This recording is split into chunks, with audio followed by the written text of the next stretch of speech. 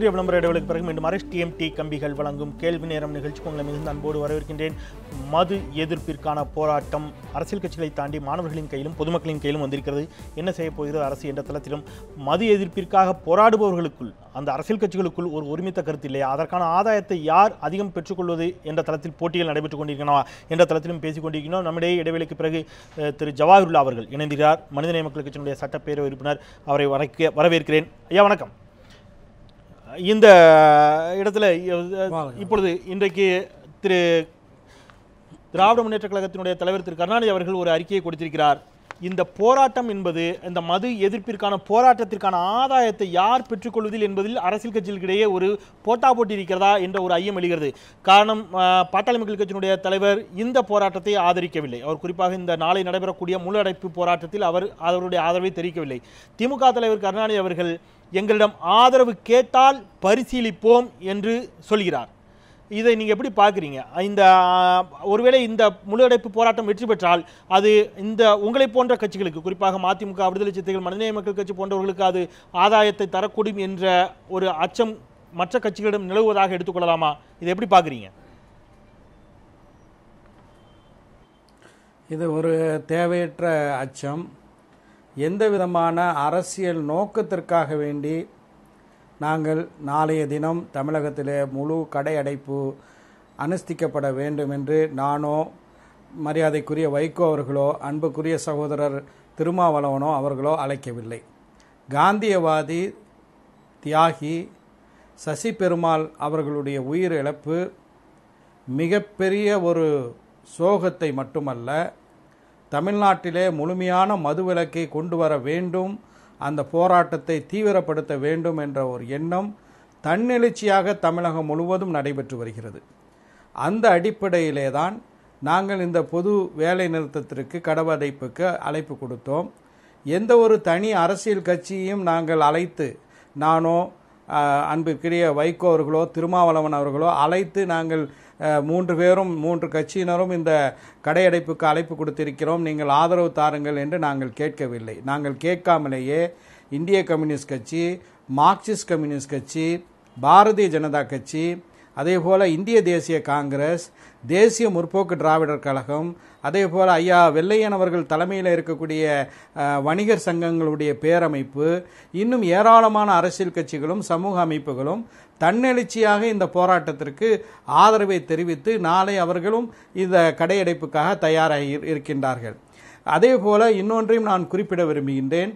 சசி பெருமாள் அவர்களுடைய மரணம் தமிழகத்தில் மதுவுக்கு எதிரான போராட்டத்தை பட்டி தொட்டி எல்லாம், நகரங்கள் முதல் பட்டி தொட்டி வரைக்கும் கொண்டு சென்றிருக்கின்றது.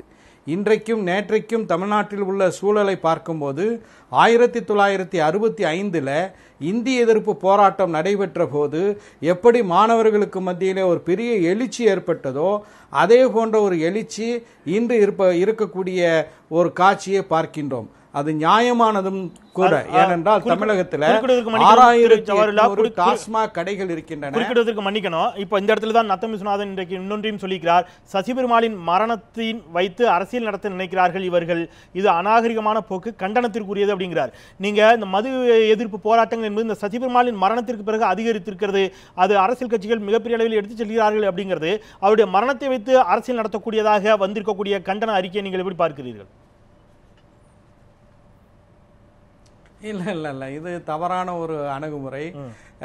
எங்களை பொறுத்தவரை அல்லது மதிமுக, விடுதலை சிறுத்தைகளாக இருக்கட்டும், தொடர்ச்சியாக இதற்காக குரல் கொடுத்திருக்கின்றோம். ஏன், நான் கூட சட்டமன்றத்தில் ஆண்டுக்கு சுமார் 24,000 கோடி ரூபாய் 2013 வரவு செலவு திட்ட அறிக்கை பற்றியான விவாதத்தில் பங்கு கொண்டு நான் பேசும்போது, மதுவிலக்கு ஆய தீர்வு துறை தொடர்பான அந்த துறை மானிய கோரிக்கையில் கலந்து கொண்டு நான் பேசும்போது, அப்போது சுமார் 22,000 கோடி ரூபாய் தமிழக அரசுக்கு வருவாயாக மதுவிலே வருகிறது.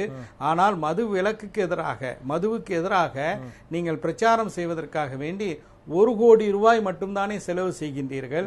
இது எப்படி நியாயம்? வரக்கூடிய அந்த வருவாயில் குறைந்தபட்சம் 10 லட்சம் ரூபாயாவது 10% நீங்கள் செலவழிக்க வேண்டாமா என்று கேட்டபோது மரியாதைக்குரிய அன்பர் அமைச்சர் மாண்புமிகு அமைச்சர் நத்தம் விஸ்வநாதன் அவர்கள் இந்த 1 கோடி ரூபாய் வெறுமனே கட்டுரை போட்டிகளுக்கும் அதே போல பேச்சு போட்டிகளுக்காக வேண்டி மட்டும்தான் என்று குறிப்பிட்டார்.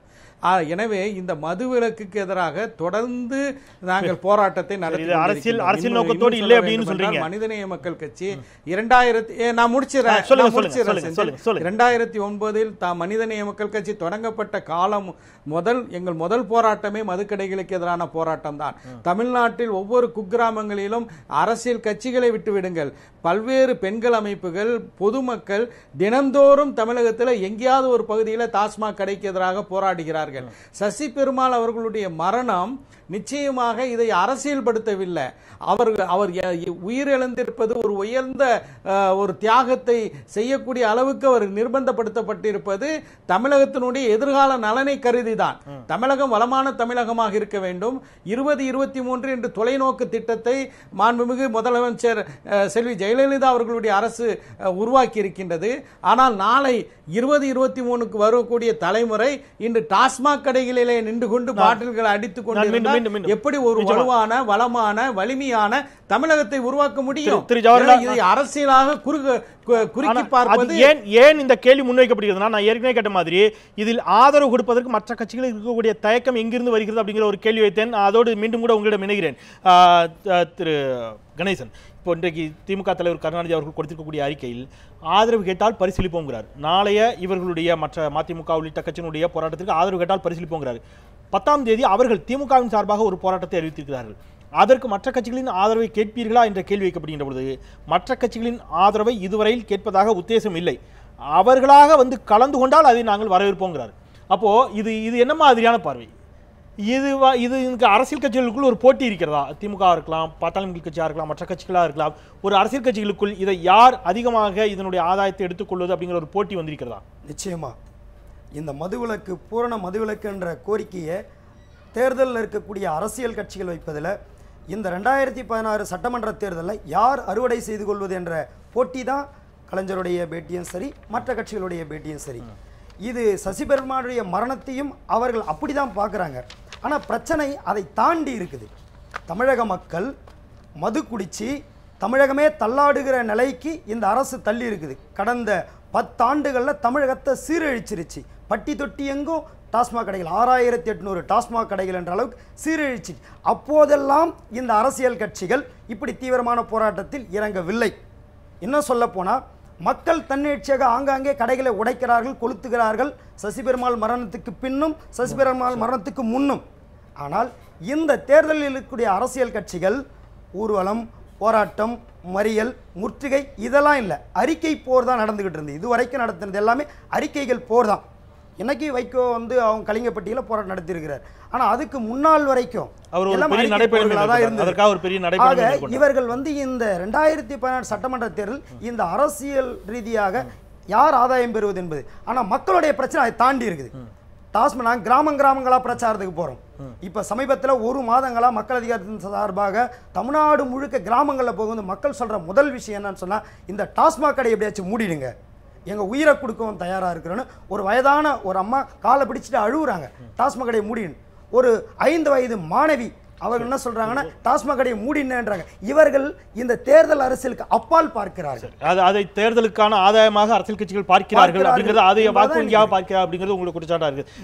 வன்னி அரசிடம் இன்றைக்கு வந்திருக்கக்கூடிய அந்த விஸ்வநாதன் அவருடைய அறிக்கையில் நான் மீண்டும் வருகிறேன், ஜவஹர்லால் மீண்டும் உங்களிடம் வருகிறேன். திரு வன்னி அவருடைய கருத்தை கேட்டு வரேன். அரசியல் லாபத்திற்காகத்தான் அவர் அறிக்கையில் திருமாவளவன், உங்களுடைய தலைவர் திருமாவளவன் சொல்லியிருப்பதை சுட்டிக்காட்டுகிறார். அரசியல் லாபத்திற்காகத்தான் மதுவிலக்கு பற்றி அரசியல் கட்சிகள் பேசுவதாக சில நாட்களுக்கு முன்பு விடுதலை சிறுத்தைகள் கட்சி தலைவர் தொல் திருமாவளவன் தெரிவித்ததை இங்கு சுட்டிக்காட்ட விரும்புகின்றேன். அண்மையில் அவர் வெளியிட்ட அறிக்கையில் மதுக்கடைகளை மூட வேண்டும் என்ற கோரிக்கை வலுவாக மேலெழுந்திருக்கிறது. மக்களின் இந்த மனநிலையை பயன்படுத்திக் கொண்டு அரசியல் லாபம் அடையலாம் என்று சிலர் நினைக்கிறார்கள். அவர்கள் மதுவிலக்கு மாவீரர்களாக வேடம் போடுகிறார்கள்.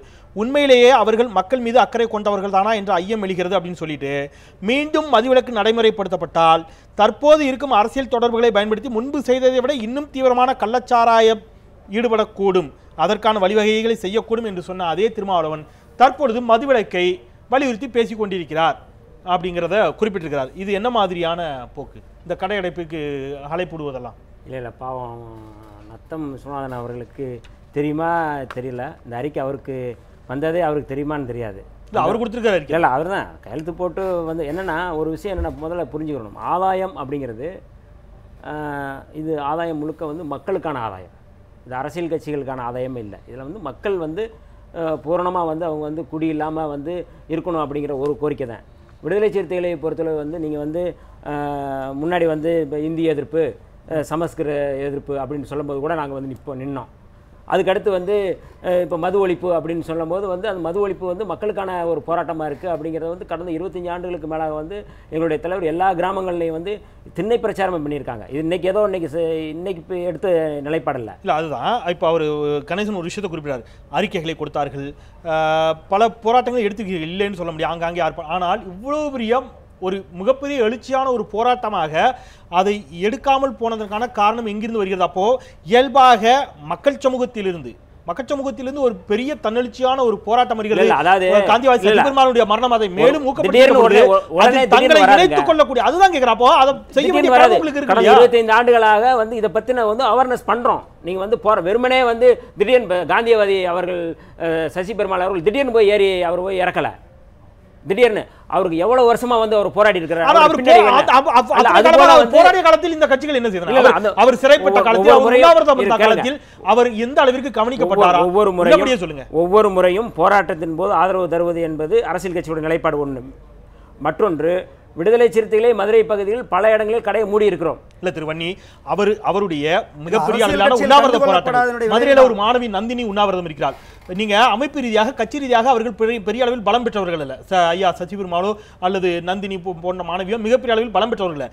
தனித்து அவர்கள் களத்தில் இருக்கின்ற பொழுது உங்களை போன்ற மிகப்பெரிய வலிமையான தொண்டர்களை கொண்டிருக்கக்கூடிய கட்சிகள் தங்களுடைய தொண்டர்களோடு இணைந்து அந்த போராட்டத்தை வலு சேர்ப்பதற்கு அவர்கள் உயிரோடு இருந்த காலகட்டத்தில் என்ன செய்திருக்கிறீர்கள்? இல்ல அதுதான் என்னன்னா, நீங்க வந்து அவர் உயிரோடு இருந்த காலத்தில் அவருடைய போராட்டத்துக்கு ஆதரவு தெரிவித்திருக்கிறோம். பல இடங்களில் அவரோடு நின்றுருக்கோம். நாங்கள் முக்கியமாக கன்னியாகுமரி மாவட்டத்தில் அன்றைக்கி நடந்த போராட்டத்தில் விடுதலை சிறுத்தைகள் நின்றுருக்கோம். அந்த உண்ணாமலை இதில் வந்து விடுதலை சிறுத்தைகள் இதில் கலந்துருக்காங்க.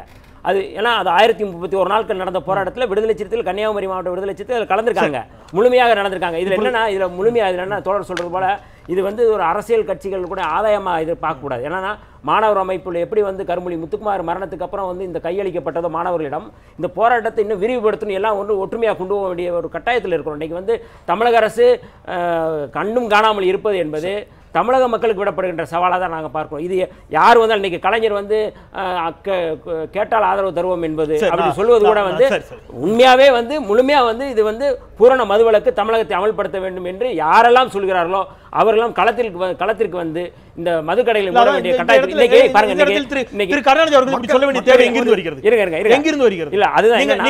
சில வாரங்களுக்கு முன்பு திருமாவளவன் அவர்கள் நான் இன்னும் திமுக கூட்டணியில் இருக்கிறோம் என்று சொன்னதாக ஒரு பத்திரிகையில் நான் செய்தி வாசிச்சேன். இந்த தேவை எங்கிருந்து திரு கருணாநிதி அவர்களுக்கு எழுகிறது என்ற கேள்வியோடு ஒரு சிறிய இடைவெளிக்கு போற நேரம் ஏற்கனவே இடைவெளிக்கான நேரம் கடந்து நான் இடைவெளிக்கு பிறகு அந்த கேள்வியிலிருந்தே தொடர்கிறேன். நான் மறந்துட்டால் நீங்க நினைவில் வைத்துக்கலாம், அந்த கேள்வியோடு தொடரலாம். திரு ஜவாஹர்லால் அவர்களும் ஏதோ அவருடைய கருத்தை பதிவு செய்ய விரும்புகிறார். ஒரு சிறிய இடைவெளிக்கு பிறகு உங்களுடைய கருத்தையும் கேட்டே அறிகிறேன். திரு ஜவாஹர்லால், இணைந்திருப்போம் ஒரு சிறிய இடைவேளைக்கு பிறகு.